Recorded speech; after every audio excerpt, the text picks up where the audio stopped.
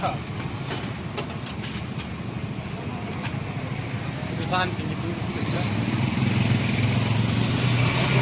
listener, saat ini sedang berlangsung penertiban alat peraga kampanye dalam rangka masa tenang Pilpres dan Pileg yang akan diselenggarakan 17 April 2019.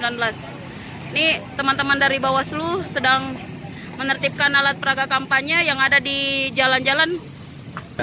Jadi kegiatan malam ini adalah perintah dari Bawaslu bahwa di masa tenang 3 hari 14, 15, 16 seluruh atribut apapun peserta pemilu itu harus dibersihkan. Jadi kita bergerak malam ini membersihkan seluruh jalur poros di jalan-jalan poros. Hari berikutnya kita akan bersihkan di semua lorong begitu. Jadi pada saat pelaksanaan hari pemilu diharapkan semua sudah steril, tidak ada lagi simbol-simbol peserta pemilu dan masyarakat bisa memilih sesuai kehendaknya begitu.